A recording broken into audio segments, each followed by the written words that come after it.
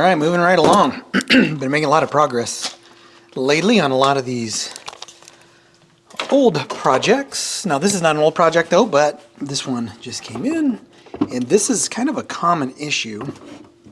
So here we have a Yamaha YP B4. These are absolutely beautiful turntables. I love Yamaha turntables. They are every bit as good as a Marantz because the same company made these. that made these for Marantz. So let me grab my phone and plug this in, and I want to show you what it's doing. And this is a common problem on these. Whether it's really, I think any of the Yamaha belt drives that I've worked on. I know the YP211 and B2 and B4. They all share this issue. Let me show you what's going on. So let me get my RPM app going here. And let's just move this over. I think if I just hit, if I remember right, this has got to go in position. The tone arm is up. All right. It's early. But you can see the speed is 32. It's like 32 and a half, right? That's too slow. Now you can also hear, you can't hear, but I can hear a very faint rubbing. Now, for most turntables, the first thing that you would suspect in a case like this would be the belt. However, on Yamahas in particular, I don't know if you can see this or not. Let me move the turntable a little bit and see if I can zoom in. And my bench is not really big enough for some of these.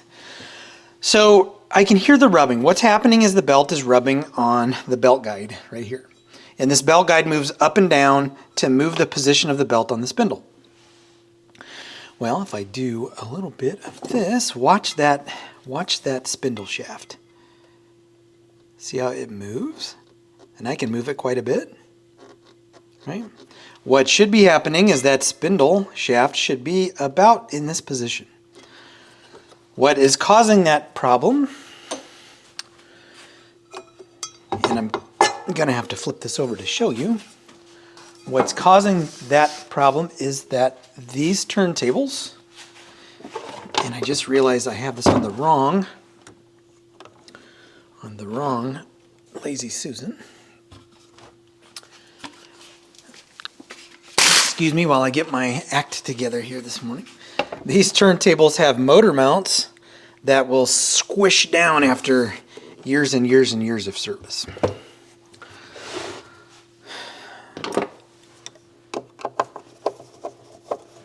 And where's my handy dandy power screwdriver? That's going to make it a lot easier. Oh, there it is. So you don't have to watch me unscrew this bottom plate slowly.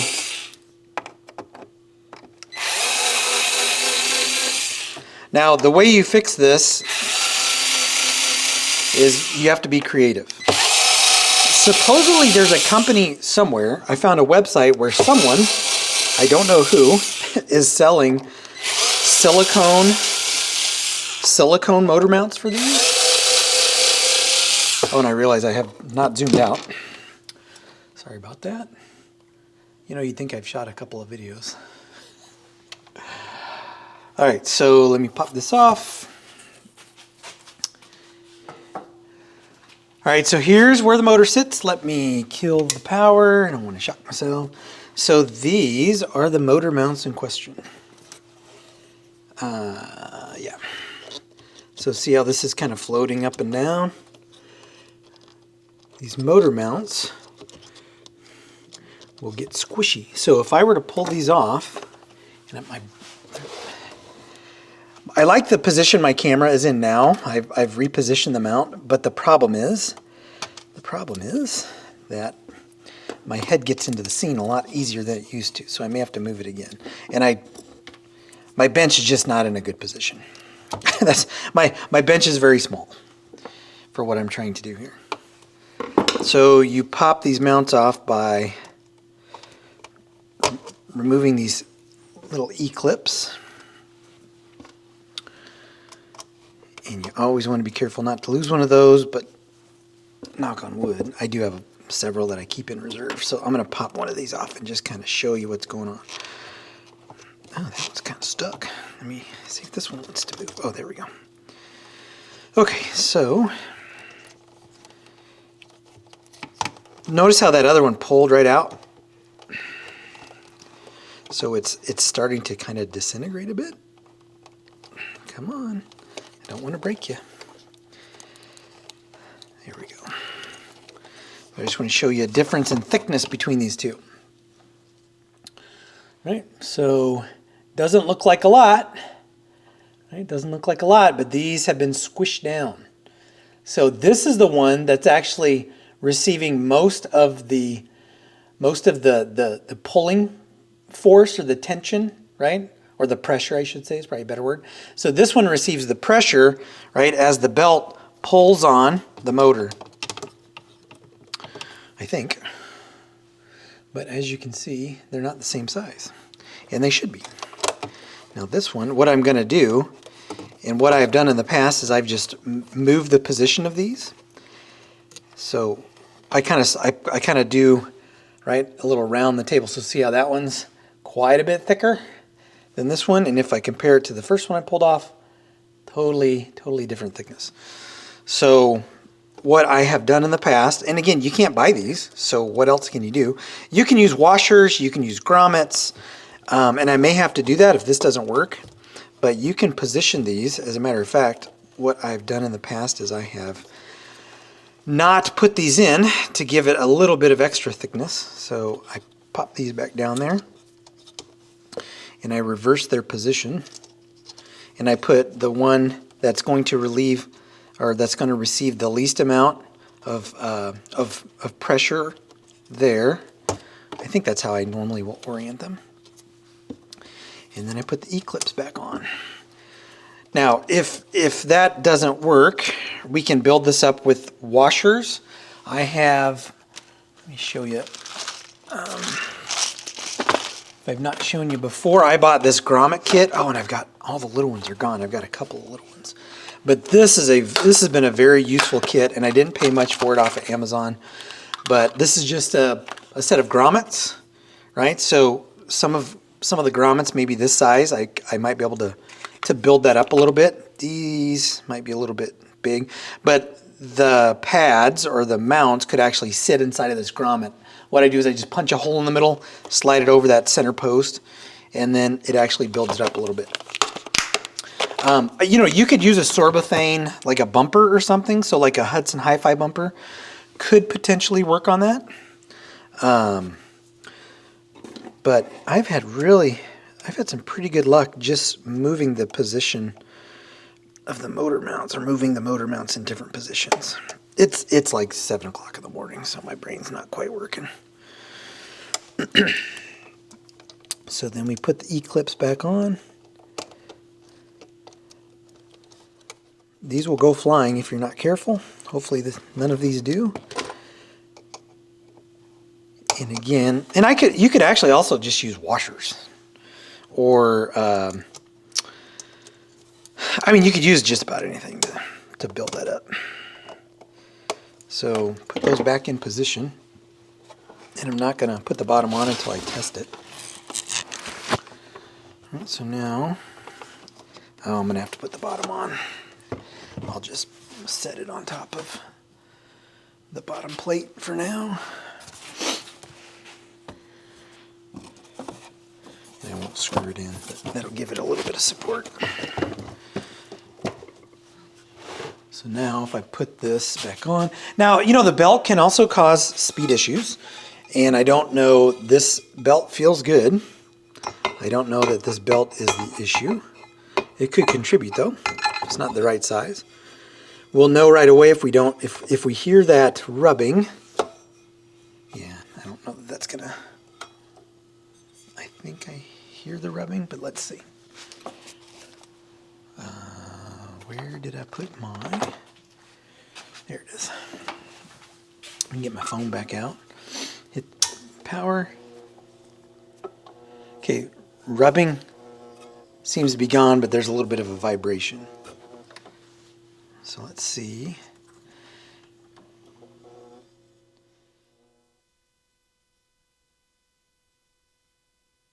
Okay, so now we're at 33.2. That rubbing, whatever the rubbing was, is gone. 33.3.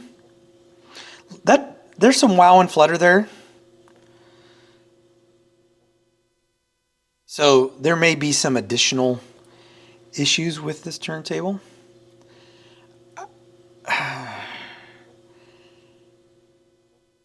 So I'll probably end up doing like a full service on this,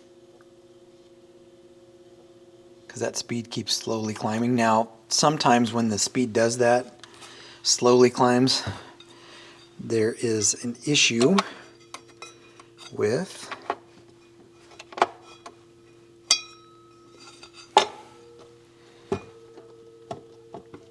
I don't like that.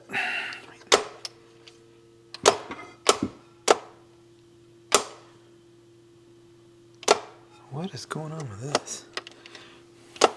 So something's going on. So that motor.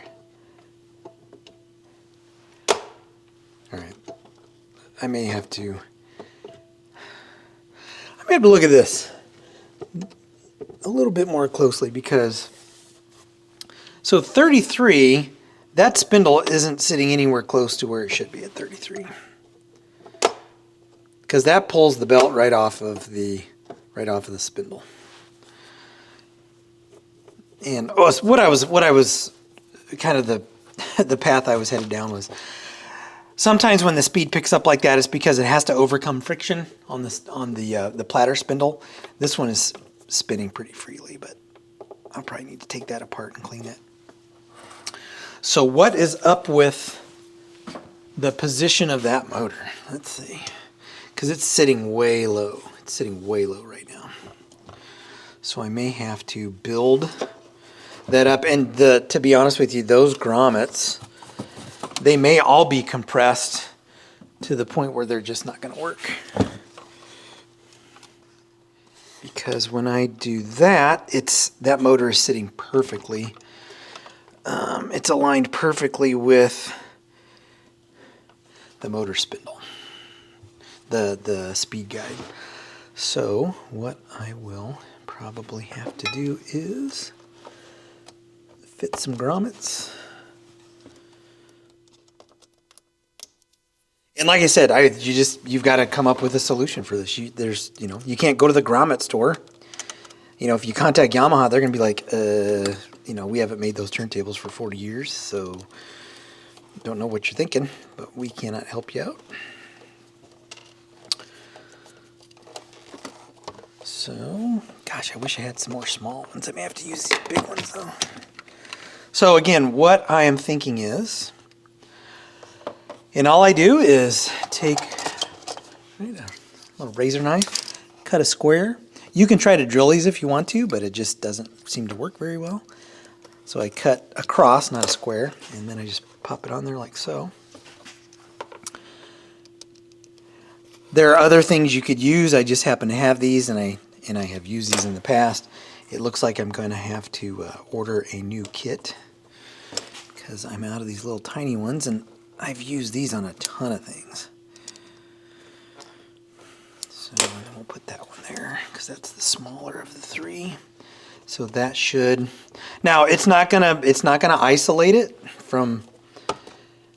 It's not gonna do a horrible job of isolating, vibrations. I need to put these on the bottom though, because I don't want the motor to shift. So I'm probably going to have to put these back in, like so. Whoops, put that upside down.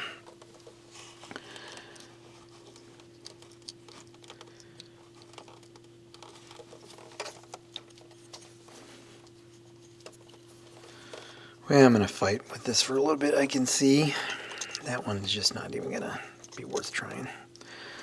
think if I put them like this, they'll stay in a better spot.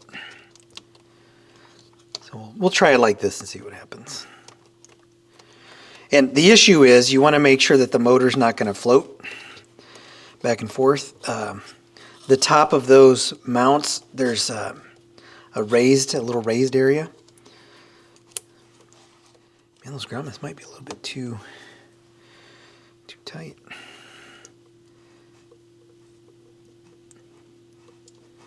But again, this is just a matter of us finding what's going to work.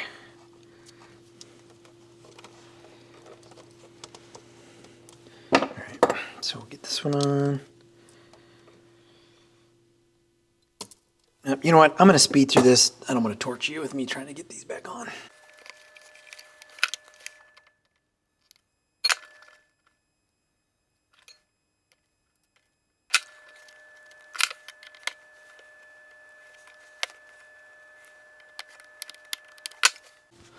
All right. Hopefully that did it. Hopefully that took care of it. And just visually, it looks like that spindle. I don't know what the deal is. This is. Oh, you know what? I got those on backwards. I told you it was early. So actually I need to reposition some stuff here. So right now it's sitting really low. I need to redo this.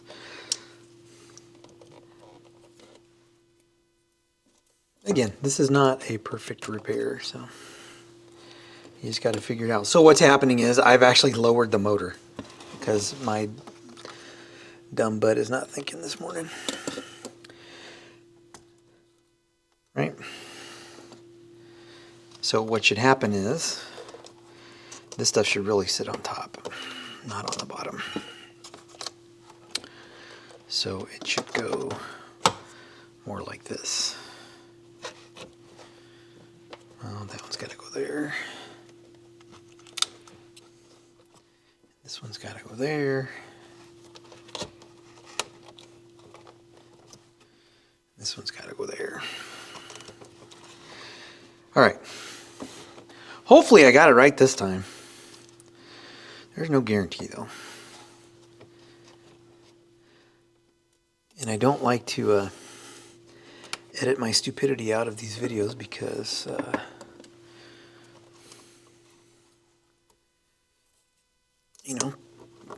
people make mistakes when they do this. So, all right, I'm gonna put this back together and we'll see how it is.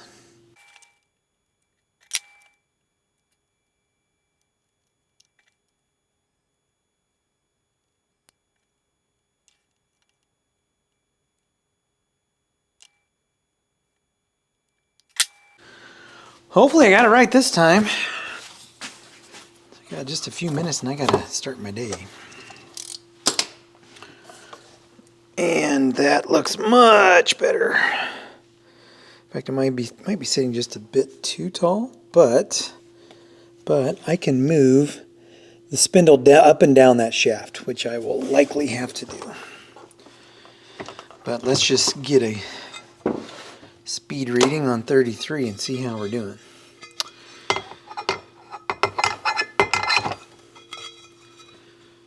So there's 33. So first sign will be any rub. And I do want to put the platter mat on here because I want to see if it, with that little bit extra weight, it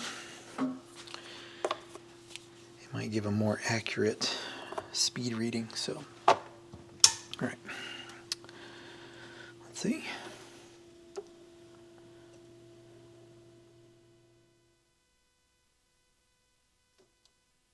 That could also be a lubrication issue for the motor. Let's see if it settles down, or if it just keeps going up.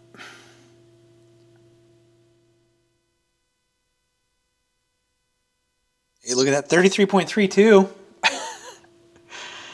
You know, I see a little bit of, you know, jerkiness in there. But it's saying that the wow, right now the wow and flutter is 0.07%, which, you know, on a turntable like this is not bad. 0.8, 0.09, 0.09, 0.09, 0.09% at 33.30.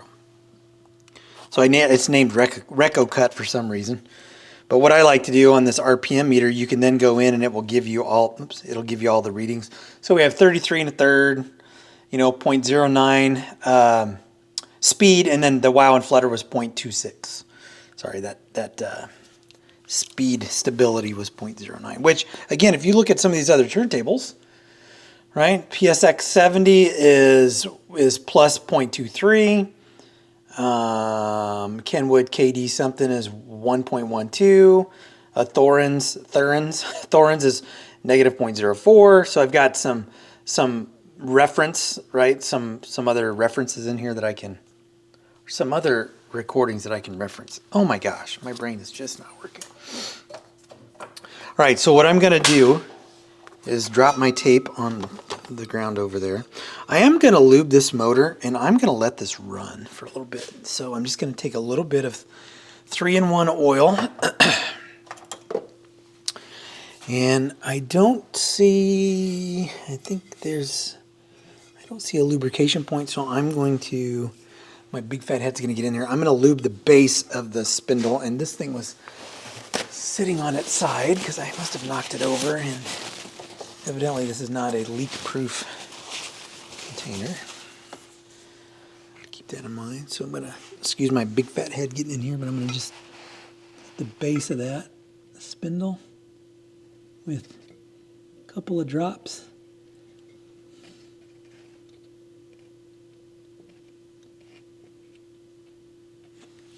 I'm going to have to shine a light down there and make sure I got it. And I could take the center spindle out, but to me it feels all right. I don't think that's causing the problem. Oh yeah, I got it. So then I'll just let it run. All right, so I'm just going to let it run like so. All right, let it do its thing. Let's get one last speed check. Now this is all I'm probably going to do with this. If I might lube this center spindle. I don't know. I'm not going to do it in this segment. I may have to come back and record it. Let's get another speed check.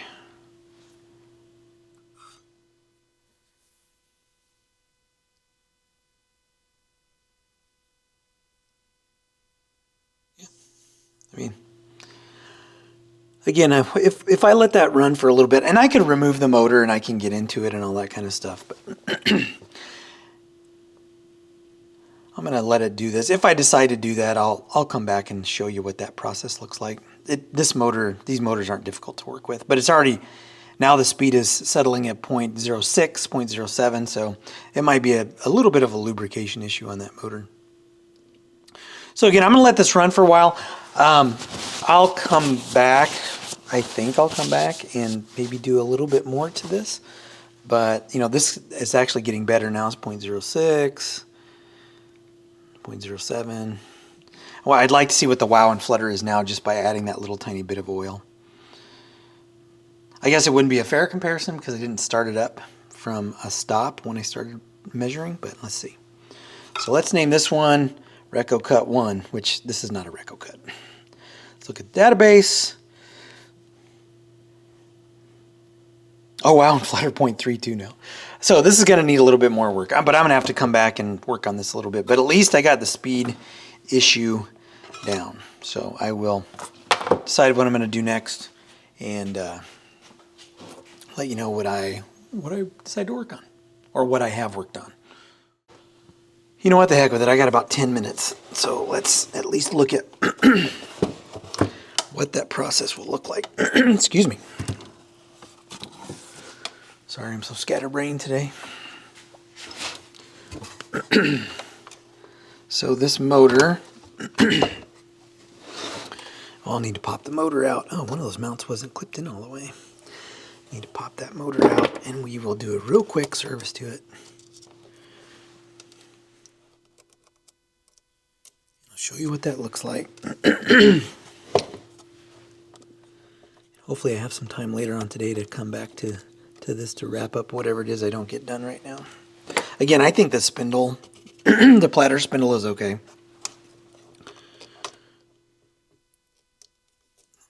Kill power. All right, so I want to keep these in the same position because that was aligned pretty good. All right, so matter of removing this little, oh, nope, yeah, so I got to remove this. So this is the top plate.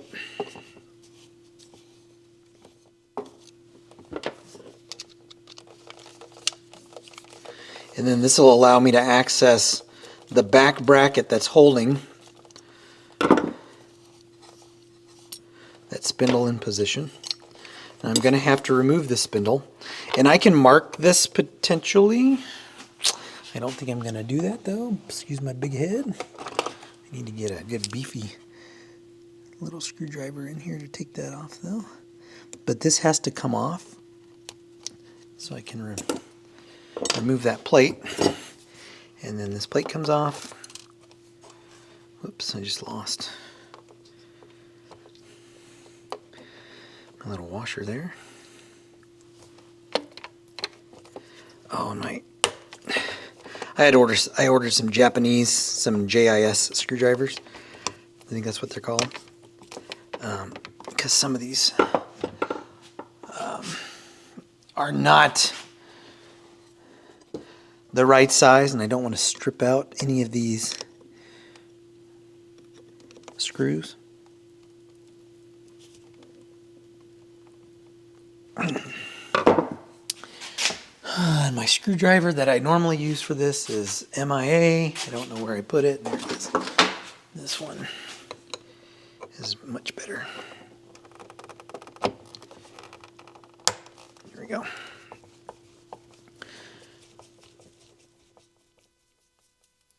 Oh, and I guess those aren't tight in there. Oh gosh, what did... I think it's not.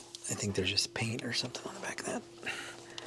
I was like, how could I strip that screw? It's sitting in like a little hex recess. Gotta remember to put that ground wire back on. Yeah, just remove these screws. They're super tight. All right, so now this should come off. And now I can access, right? And what I want to access is the bottom plate. And let's see how dirty that is down there. It looks to me to be pretty dirty.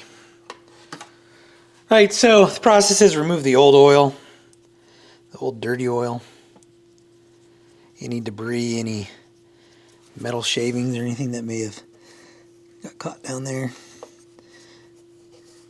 Cotton swab, a couple of cotton swabs, paper towel. Make sure you remove as much of that old stuff as you can. I don't go crazy. Often it's just a lubrication issue.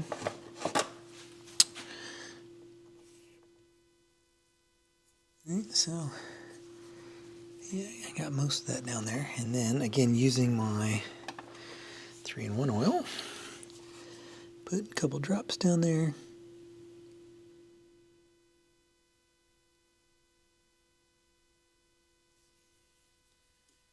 Reseat that.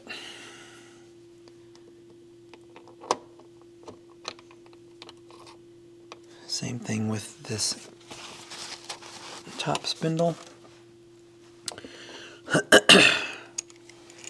And this bearing here.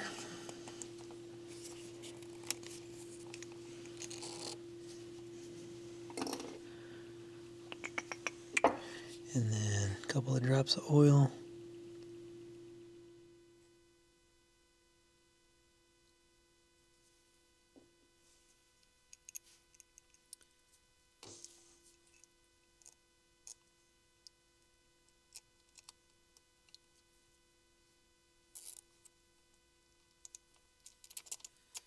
then reassemble.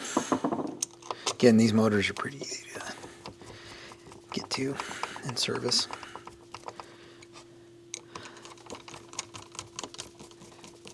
And then I want to add some some oil back to the top. Clean that mess. Reattach this.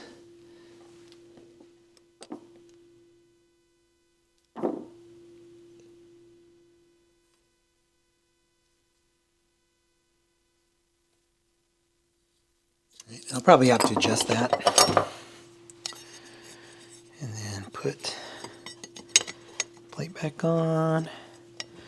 I believe that's in the right position. Oh, I better do this before I spill some more of that.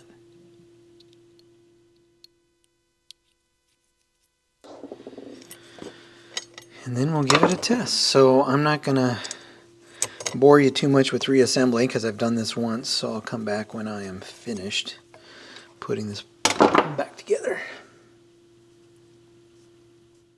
All right, let's see what effect that had.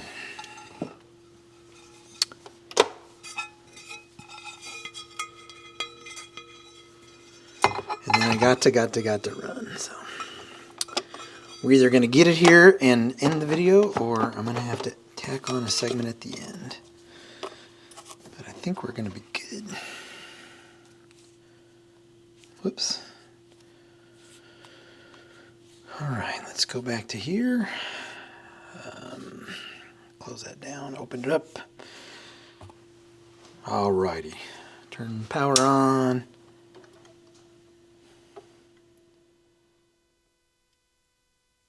Oh, wonderful. Okay. Oh yeah, much smoother. Notice how it's not jerking anymore? Much smoother. And the speed's improved just a little tiny bit. So I would think that the wow and flutter is going to be quite a bit lower than it was before. That would just be my guess. But just to me, I don't see it doing that little jerky move anymore. So I think I'm going to call this one good. I'm just going to make sure this is good. Let it run for a little bit. Make sure that motor, right, is that the oil gets down into the bearing. So I'm going to let this run for about 20 minutes before I have to leave this morning. But I think I'm going to call the Yamaha YP B4 done. So again, if you have one of these with that speed issue, slow speed, inconsistent speed, let's name this RecoCut 2. And oh, wow and flutter 0.48. I gotta see what's going on with that. It doesn't seem right to me. So anyway, I'm gonna call this one good for now. I'm gonna look at that wow and flutter thing and see if I can figure that out. Again, my phone is not a precision instrument, so who knows what's causing that. But I'm gonna throw a record on here, test it out, make sure this is good. But I should think that this is probably gonna be good to go for now. Again, I trust my phone for the speed in general, but wow and flutter, I don't know that I trust it all that much. But I may tinker with this a little bit more. If there's anything of significance that comes about, I will include that. If not, then this is going to end the video. So, as always, if you like what you see, like, hit subscribe. Catch you in the next one.